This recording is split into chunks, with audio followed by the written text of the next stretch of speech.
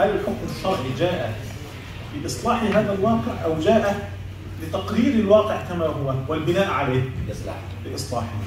وبالتالي فالواقع لا يغير في إنشاء الحكم الشرعي. عندنا فرق بين الحكم الشرعي وبين الفتوى.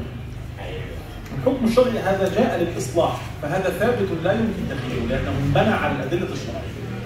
ثم بعد ذلك من الحكم الشرعي أيضا أننا قد نعطل الحكم الشرعي في بعض المواطن، في بعض الأوقات أو بعض البلاد أو بعض الأحوال لرعاية الحكم الشرعي. هذا الذي نسميه الفتوى الآن. بخصوص مسألتنا التي نحن فيها الآن، مسألة الجهاد، جهاد الدفع، نعم هو واجب عيني على كل من، على كل قادر، على كل قادر. هذا قيد مهم للغاية. الآن أهل غزة الدفع واجب عليهم عينا. طيب الآن لا يكفون، إذن يجب على الدول المجاورة، القرى المجاورة والدول المجاورة، هذا إن كانوا قادرين.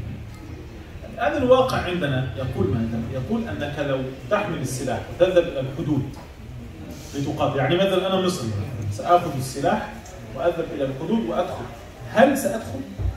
هل سأستطيع الدخول إلى غزة؟ أو قبل الوصول سأقتل بأيدي المصريين؟ بأيدي المصريين سأقتل.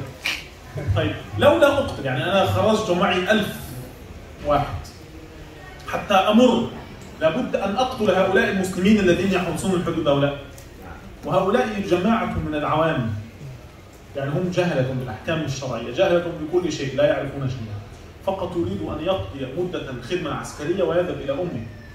فحينئذ أنت إما أن تموت بيد المسلم وإما أن تقتل مسلما حتى تمر. فالمشكلة الآن أنه نحن فعلا عندنا عجز، ليس العجز فقط من جهة السلاح، وإنما عجز من جهة الإجراء. يعني حتى لو أنت عندك سلاح لا تستطيع أن تأخذه وتذهب إلى هذه البلاد لتقاتل.